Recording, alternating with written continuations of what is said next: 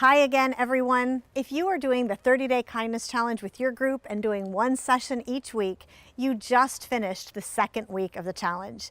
In our research, this point was a key threshold where everything became so much easier, so much more natural, and by which participants had often seen some good feedback and encouragement in their relationship. I hope you've seen that and will share those specifics with your group. I also hope you've been tracking in a notebook or journal what you've been seeing that works in your efforts to be kind, so you can not only remember it yourself, but help others. All of that is a great way to learn, to build a competence at kindness, and to help each other. And if you haven't yet seen real impact in your relationship from your efforts, keep going and know that the effort will be worth it. In this session, we're going to talk briefly about the third element of kindness, which is small actions of generosity, actually doing something for the person in our lives or the relationship we're trying to improve. Many of us in the past may have participated in one or more efforts to do random acts of kindness each day, and I know some people have wondered whether it would ever make a meaningful difference.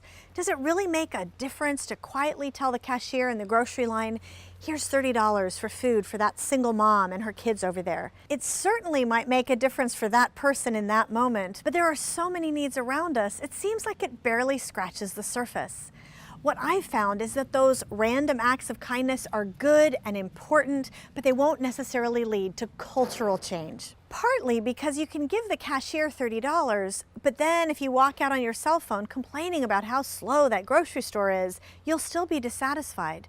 You'll still be adding to a culture of unkindness without realizing it. But if you make an effort towards not random acts of kindness, but specific acts of kindness towards one specific person as part of an effort to hold back negativity and unleash praise, you'll find that things do change, not just in the relationship, but in you, because kindness is not complete without action. And once your heart is changed by that interaction with that specific person in your life, once you become a kinder person, then you start spreading kindness very effectively to others around you. It really is an amazing process. But here I need to be sure to issue a caution about two traps we have seen repeatedly in the research. I've mentioned both of them before, but they're worth repeating, especially for those of you who have finished the first 2 weeks of the 30-day kindness challenge. First, for those of you who may not yet have seen the positive responses you're looking for, don't let your efforts depend on the response you get.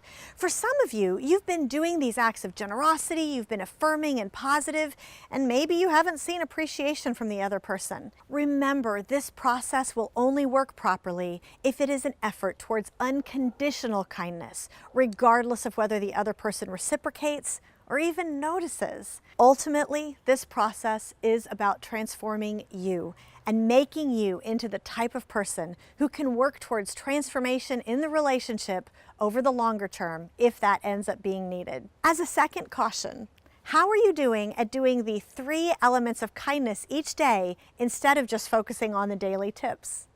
Are you being purposeful about not saying anything negative to your person or about them to someone else?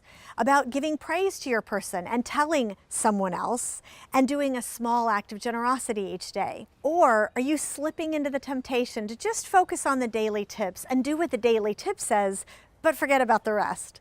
It's an easy pattern to fall into, but let's try our best to avoid it. Because the study found the tips were good, but they aren't as likely to transform our minds over the long run. So you are probably experts at the different types of kindness by now, but let's just review a few. In Chapter 8, we catalog 8 completely different ways of being kind that go beyond what we tend to think of as acts of kindness, like bringing a colleague a coffee on a cold day, writing your person a sweet note when they're going through a hard time, or paying for the lady at the grocery store. There are many different ways of being generous, and some of them may matter so much more to the person in your life or be more appropriate for your relationship. And some of them, frankly, may come more naturally to you. It is, of course, important to stretch ourselves, but I think it makes a difference when we play to our strengths too. So let's review a few of the 8 completely different types of kindness actions. One, as you can imagine, is an overt act of generosity, of giving something of value to someone else, especially if it is something that we want or need ourselves. But we offer it or share it because we care so much about the other person. It may be sacrificial giving. Maybe you really don't have $30, but you give it to that single mom who needs the groceries anyway. Maybe you are doing the 30-day kindness challenge for your difficult next door neighbor, and you learn that they're having a special gathering in their home, and they complain that they don't know what to do about the fact that for a few days in advance they'll have more casseroles and perishables than their fridge will hold. The last thing you want is someone else's stuff cluttering up your fridge, but you offer it anyway. Giving or sharing something with value to the other person is a true act of kindness. And when you do that, you find you are less prone to holding back all of what you have because you've gotten used to holding it with open hands. Another type of generosity is to focus your attention fully on the other person with no distraction and to welcome the time with them. For example, have you ever had a boss that stopped whatever they were doing when you walked into their office to ask a question? How did that feel compared to the boss that continued to type and hardly looked up as you were talking? I used to work on Wall Street, which is a very fast-paced environment, and I got caught up in the bustle and found myself rushing and not welcoming interruptions. But my boss was the exact opposite.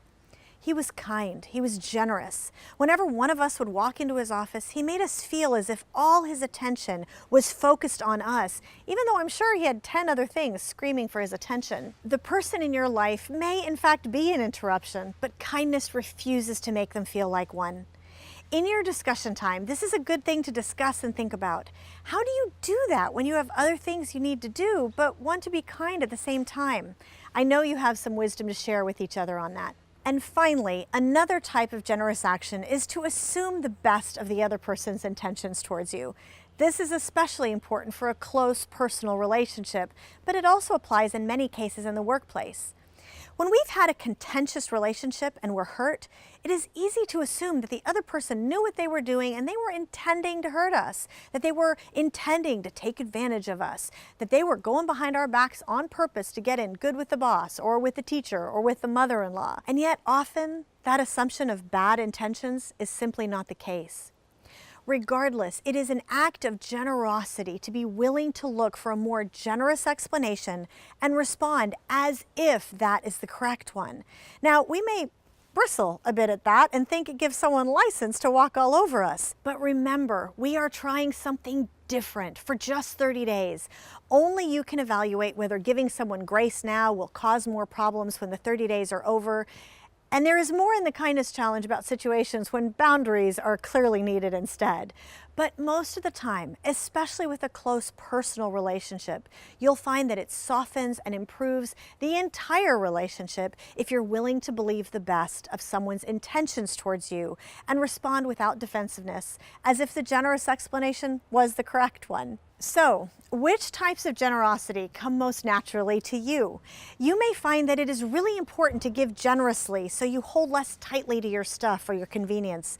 Or you may find that it is so hard to actually share your refrigerator with your crabby neighbor, but you find that it comes naturally to ask them questions about themselves and hear their story, to focus on them without distraction. That is a strength.